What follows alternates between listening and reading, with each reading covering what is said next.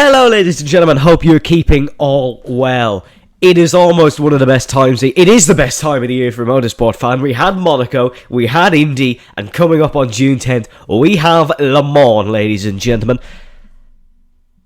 But some sad news has emerged.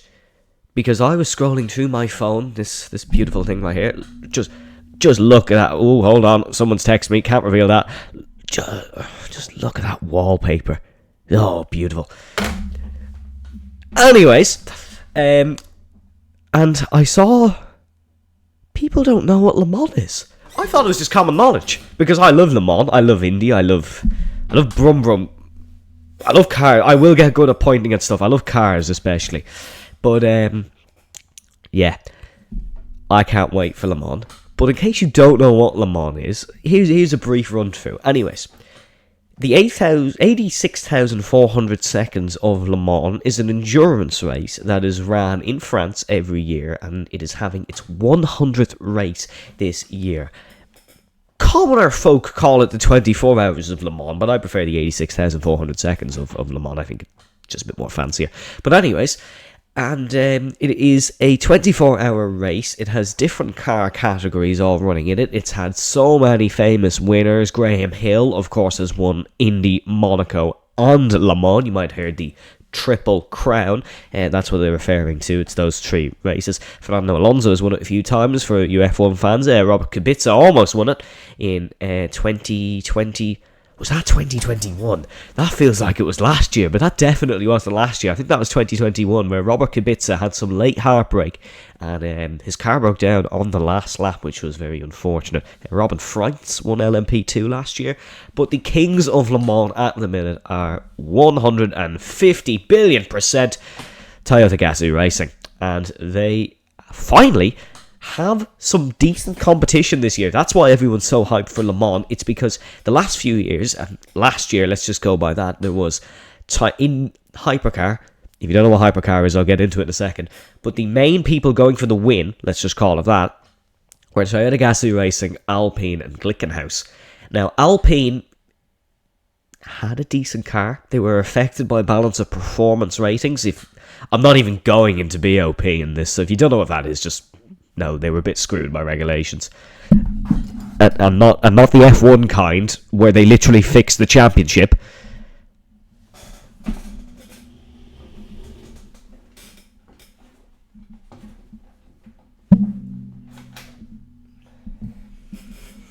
And not the F1 kind, where they literally fixed the championship, as in they just different settings and stuff to try and make it equal. But, anyways, they also were the most unserious racing team you'd ever see to exist during the race. They crashed about 10 times. They were terrible. Literally awful. And Glickenhaus, you think Haas are the worst American racing team? Ho ho ho! We have another thing coming for you folks. Glickenhaus are awful. They'll never win Le Mans. As long as I live. If Glickenhaus win the 24 hours of Le Mans between now and I am 80 years old, I'm tired, but it's a long time away. I'm also not revealing my age online because, a few interesting people on this platform. Long time away. If they do that, I will do a shoey and happily post it online. I know I've did it in the past, but I'll actually do one. I won't just do a shoey. I will do a milk shoey, and I will do it in my favourite pair of shoes, which are a white pair of Pumas. I don't know why you need to know. This is meant to be a Le Mans review. Anyways, I'm rambling. But anyways, Glickenhaus will never win. This year, however, let's just take a look at who's going to be battling for the win. So you can see the entry list on your screen.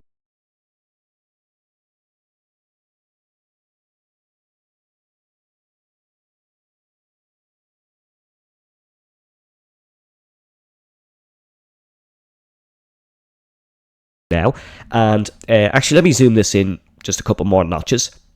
You can see here in Hypercar we have Cadillac Racing, we have Floyd Van Wall, we have Porsche Penske, Toyota Gazoo Racing obviously with their 7 and 8 entries, we have Hertz Team Jota, we have Ferrari AF Corse with their 2 entries, we have another Porsche Penske Motorsport, we have the Peugeot. Now, hold on a second. I'm going to say it multiple ways so you can't hate me online. Peugeot, and Peugeot have 2 entries. Don't hate on me online because of the way I pronounce things. Thank you very much. We have Action Express Racing, they're in a Cadillac, and then we have my favourite team, Glickenhaus. What a disgrace, by the way. Running 708 and 709 as your numbers. What are you trying to be different?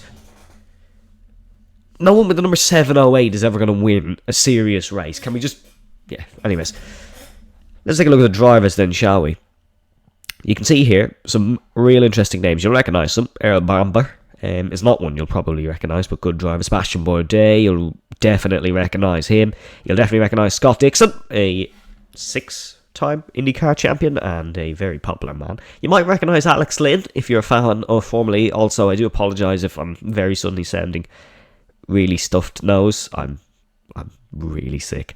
And Andre Lotterer, you'll recognise him. You should hopefully recognise Kamui Kobayashi, Jose Maria Lopez and Mike Conway, as well as Sebastian Buemi, Brendan Hartley and Ryo Hikawa. They are 6 of the best at Le Mans, but they are the best car. You'll certainly recognise this man. This is Antonio Giovinazzi, and you can see former Alfa Romeo driver, current Ferrari test driver. He's driving the AF course, which is a Ferrari. Just in case you didn't get that, but now it is a Ferrari. You'll recognise Felipe Nasser. You'll certainly recognise the disgrace that is Paul di Resta. You may recognise James Calado, quite good driver from the United Kingdom. You'll certainly recognise Jack Aiken, recently engaged, so congratulations to Jack. You might recognise Romain Dumas, Oliver Platt and Ryan Briscoe. I know I was hating on them a minute ago, but that's a decent Glickenhaus lineup. You may also recognise Esteban Gutierrez, former Haas Formula 1 driver. LMP2 then. LMP2 is cars that you typically associate with Le Mans. Hypercar is one of the classes. It was recently introduced. You'll probably know LMP2 a bit more. LMP2 is insane. It is mental. You can never really know who's going to win it. It's equal cars, and some drivers do have amateur drivers as racing for them, so they won't necessarily have as much of a chance. And by amateur drivers, I don't mean literally people who just sat in a car for the first time. It's probably people who've been training for a while, but they can pay their way into teams. Anyways, we have Prema Racing, Vector Sport, Tower Motorsport, Nielsen Racing. We have United Autosports within the 22 and the 23. We have Giota. We have a French team whose names I can't pronounce. We have Team WRT. We have Inter Europol. 2 teams in the 32 and the 34. We have 2 Alpines as well in the 35 and the 36. We have the Cool Racing, who have the coolest name on the grid, dare I say. We have the Graf Racing team. We have the other Team WRT car, the DKR Engineering, the Algarve Pro Racing team. The second coolest name on the grid goes to Cool Racing. We have the IDAC Sport, and then we have Prema. We have Panis Racing. That is Olivier Panis, if you're interested. We have another AF course, and then we have Racing Team Turkey.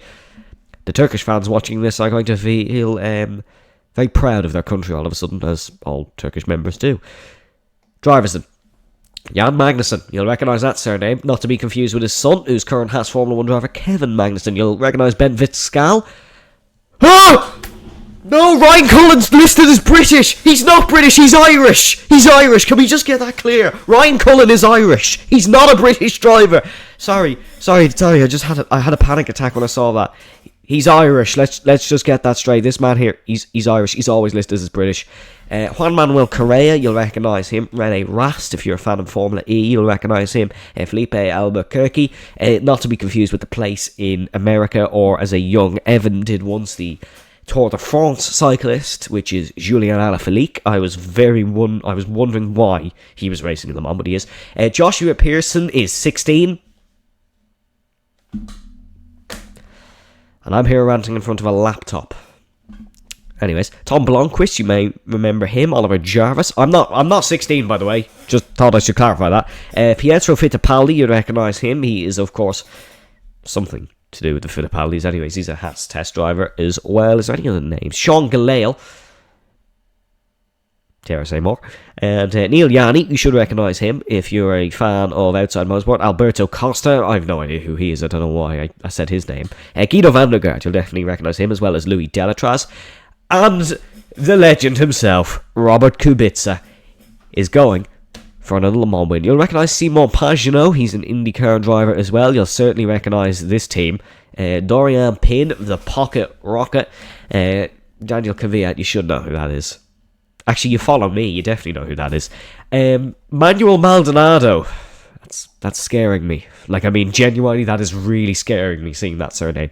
Timon van der Helm as well, good driver, as well as Job van Utrecht. I'm probably butchering that, but I think it's right. Tom Gamble, bit of a risky driver. I turned my camera off. I froze my camera. I froze my recording software with my pun. It's completely frozen. It's broken. I've completely broken it. I don't know what this footage is like. This footage could be terrible. Right, anyways. Let's go into our third class then. This is LMGTE AM. We used to have GTE Pro and GTE AM. Now we have LMGTE AM. I realised I'm so hyper, by the way. I had a couple of squares of chocolate before this, that could be it. Anyways, your teams for this one. Proton Competition, AF Corsa. If you're still interested in the introduction to this video, by the way, I'm still holding that photo of Max Verstappen. Corvette Racing, AF Corse, GMB Motorsport, Project 1, Kessel Racing, Iron Lynx, JMW Motorsport, TF Sport, Kessel Racing, Dempsey Proton, that is the actor whose first name escapes me. It's not Clint Dempsey, he's an old footballer, he's an American footballer. Not American footballer, as in he's an American person who played football or soccer. What is Dempsey's name again? He's quite a good actor as well. It doesn't matter. Richard Milley, AF Corse, Iron Dames, Geo Racing, Proton Competition, Northwest AMR and Walkenhorst Motorsport, and D Station and Proton Competition. And you can see some of the drivers. These ones won't be as well known. Ryan Hardwick, apologies, good driver. Ben Keating, very solid driver, as is Nicky Katzberg. Two good lineups there in that Corvette. I believe it's the Corvette, anyways. Sarah Bovey, I think that's how you say it. Good driver from Belgium. Benjamin Baker as well. Decent representee there. It's not many. It's not many other. Charlie Eastwood. At least they got his nationality right. Thanks, Le Mans. Yeah, Charlie Eastwood, good driver there. Is there any other decent ones as I look down? Chandler Hull, decent. Oh, Michael Fassbender is in it as well. Chandler Hull is a decent driver, but Michael Fassbender's caught my eye. Michael Fassbender being the actor going for his second Le Mans he raced last year. If you're wondering how he got on, he crashed a lot. Yeah, sorry, Michael. You were terrible. You did not impress anyone. And some more good drivers. Richard Leitz, the Austrian driver. Rahel Frey, good driver, not to be confused with the Antwerp wingback. Donald Yount is a something or other, because he has a little star thing there, but it escapes me what it is. Anyways, this last one is probably one on everyone's lips. The Hendrick Motorsports innovative car. It is a Chevrolet Camaro, and you might be thinking, oh, that rings a bell. That's a NASCAR. We're going to have a NASCAR racing in Le Mans this year. It's not in competition. It is simply a test, I suppose, if you'd like to say. But three big drivers. It's arguably the most star-studded lineup in the competition. Jimmy Johnson, who was a NASCAR driver and a not-so-successful IndyCar driver. Mike Rockenfeller, really good driver. And former Formula 1 world champion Jenson Button. You might remember he took part in a NASCAR race in Austin, Texas this year. He'll be driving the Hendrick Motorsports innovative car. And then we have your reserve entries, which are not as important, but there is one that I want to point out. Juan Pablo Montoya and Sebastian Montoya are reserve drivers. So is Timo Glock. So is Alexander West, who's another good driver. But yeah, those are your reserve ones. And Matthew Griffin, who I think followed me for a bit. Anyways, now that ADHD-riddled fest of a lineup is done, I'm going to give a prediction. I'm going to give a prediction for who's going to win Le Mans. The winner of the 24 Hours of Le Mans 2023 will be... drumroll. Don't want to turn off my camera again. It will be the number 7 Toyota Gazoo Racing. Look, let's call a spade here. Toyota are just leaps and bounds ahead of everybody else. They are a really, really solid outfit, and I can't really see anyone beating them. I know the number 8 car did beat them quite a bit, but the thing about the number 8 car and the number 7 car is the number 7 car was quicker for a lot of number 8's wins. They just self-destructed on so many occasions. And number 8 car, swooped in, took the win. The number 7 car has a win under its belt. It has wins under its belt. It's won many World Endurance Championship races. It's won championships. And look, I think it's going to win again. I can't really see anybody beating Kamui and his men. Kamui Kobayashi runs the Toyota Gazoo Racing the team as well, with amongst others. So, you know, I'm not saying they might be let through, but I might be suggesting it. Who do I think's going to win LMP2? LMP2, this is like playing mini golf in a pitch black alleyway without any golf holes. This one is going to be impossible to predict, but I'm going to try do it anyways. And there might be a lot of you who are like, oh my god, what a legend he's actually gone from. But the team I am going for, and shall we do a drum roll again, or shall we not? I don't think we shall. I don't think we shall. I'm going for the number 41 Team WRT car, and if you don't know who drives that one, yes, it's Robert Kubica and the boys. I'm going for them because, look, LMP2, it's just like throwing something up and expecting the floor to catch it. You're at a losing game, but I think Louis Delatraz, Robert Kubica, and Team WRT number 41 are going to win the LMP2 class. LMGTE AM then is the last one, and this one is a very difficult one to predict because, of course, it is sort of a new class. There's a lot of good teams. You have Proton, you have AF Court, you have Kessel Racing, TF Sport, Dempsey Proton, although I said it was by an actor. Solid team. They've been in Le Mans for years now. I think they're going to have a good race as well. But the team I'm predicting to win is the number 33 Corvette Racing. Yes, the Yanks are going to win in Le Mans, folks, whether we like it or not. It's not the super unserious Glickenhaus team. It will be the ultimate serious Corvette racing car.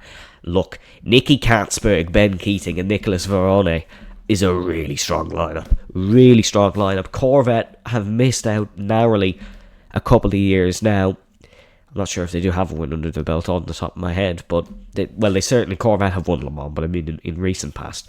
Last year they were taken out cruelly. I think they're going to do it this year. I think Corvette are going to win Le Mans. So just to summarise, number 7 Toyota, I can't remember the number, number 41 Team WRT, and Corvette are going to win in Le Mans.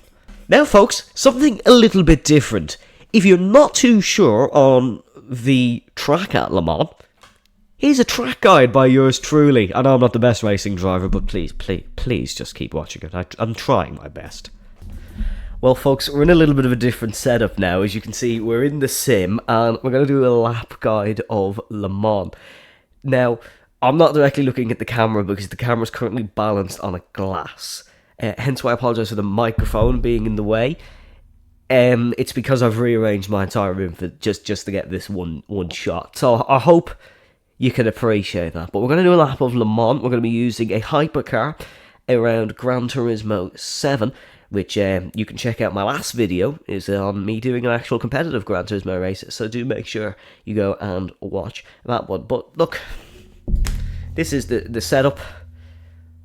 I look a bit stupid with my seating position. Yeah, I apologise. Let's get into things. So welcome to Le Mans, ladies and gentlemen. I'm not in the real place, I'm still in my room, unfortunately. But this is, of course, the location of the famous race, which is in the Pays de Loire region. Sorry, Frenchies, if I said that wrong. It's not like me pronouncing things has been has been the theme of this video or anything. But let's do a track guide. Anyways, it's 20 degrees, so a lovely sunny day if this was to be the race. But of course, first 4 hours of the race are expected to be wet. And the last 4, very interesting. Now, this is going to have to be done at slower speed because unfortunately when I'm recording things, the controls become real funky. So I look like a terrible driver, so just for my own dignity, I'm putting myself on camera. I don't need to put my bad driving on camera. Right then, let's get into this. Dunlop curve first one, easy flat. That Total Energies board is your first braking point for the first corner. You're just going to take a line like this, and for the second. Now, the actual drivers will be hooking in on that curve, but if you're a Gran Turismo player and you, for some reason, are listening to me, don't. You'll get a penalty. Next is Tête Rouge then. It is a left-hander. You're just looking to hook in on this curve. Just take this curve there. and then run the car around, utilise that one. Next is virage then. Take as much of that inside curve as you can. Now, I missed it completely, but you're just looking to take as much of that inside curve as possible. Now we're on to the famous Mulsanne Straight. This is a public road during a normal day, obviously not during the week of Le Mans. But you're heading down here. This is where the cars are at their absolute maximum. We're heading down towards the first chicane on the Mulsanne. This is now called the Daytona chicane, actually, and then the bus stop in Daytona is called the Le Mans chicane. Here's the braking board. You're looking for 100 meters. You're going to get down to about second gear through here, I believe, and then just use that curb once again. A lot of curbs to be used at this circuit, and then just accelerate out. You can sort of cut that one a little bit. You might see some of the drivers do that when battling. They'll try to avoid them in the race because, of course, for tyre wear reasons and stuff like that. Second bit of the Mulsanne now. You'll see a lot of weaving through here, avoiding an old slow GT3 car. If you're in a Toyota hypercar like this one, this is the car that won the 2021 24-hour-old Le Mans. You're looking for this board there. You're going down the gears, turning in. Now, unfortunately, my car just doesn't like to turn in because I'm on the capture card, so all inputs are delayed. But, you know, nevertheless, excuses, as they say. You're just heading through there. Extremely, almost identical to the last one. Next is Mulsanne Corner then. This is one of the better overtaking opportunities on the circuit. I'm looking to the camera, so I'm in the gravel. But your braking point, if you're in a GT3 car, will be the start of this curve. Your braking point, if you're in a hypercar, will be the little kink in this curve. You're looking to straight line the braking as much as possible, turn the car in, utilise the curb, and then straight line the exit using that little bit of rumble strip. Your next corner is Indianapolis, but not after another long straight. You're kind of seeing the gist of Le Mans now, folks. A lot of straights. As heading through this right-hander, it's another right-hander before you reach the actual right-hander of Indianapolis. Now, Indianapolis, technically, two corners. One is a flat right and then a braking left. So I'm just going to slow down here. If you're in a GT3 car, you're braking at this curb. If you are in a hypercar, you're braking at that little entrance point for the track marshals. Getting to about second gear, this is one of the slower corners on the track, actually. You're just using that little bit of infield there on the curb. Next is, of course, our Narge. I brake at that sponsorship board there, but of course, the actual Le Mans drivers will have a better braking point. You're using as close to the wall there as possible. It is a real tough corner. We're going to see some crashes there in the main race. Next is the Porsche curbs then, and this is literally the definition of just send it. You've got to send it through this section. Now I won't be because I'll make an absolute show of myself, but this hypercar on this game, maybe not in real life as they are saving fuel and stuff, but it's easy flat through here. Just picking up as much curb as you can. You're running close to the wall there. You're turning in nice and early, picking up that curb. This bit then can be done flat, but the drivers will mostly lift through here, and then you got to get to a braking point. It's a blind apex, so you have to just turn in through here and then extend as much as possible, but you don't want to be out here because, well, it's bumpy surface, there's grass. And then finally, folks, of course, we do have the final chicanes, the Ford chicanes. Might have a different sponsor name, but you break in there to start at the pits, and you have to just run it through here. Just utilise all the curbs possible. This is the final couple of corners at Le Mans. Send it from about here to here. And that, folks, is a lap. Well, thank you very much, ladies and gentlemen, for watching this video. I do greatly appreciate your support on the channel lately, and I do hope you enjoy your Le Mans experience, whether you're watching on your television, you're keeping up with updates on F1, or you are attending the race yourself. I do wish you a lot of success with that one. Make sure you do pop a subscription on the channel, check out all my other social channels, and please do leave a comment if you'd like to see me do more of this sort of thing, or maybe even different review shows on live streams or that sort of thing. I do greatly appreciate your support as always. But from myself, stay safe, stay well, and we'll see you next time.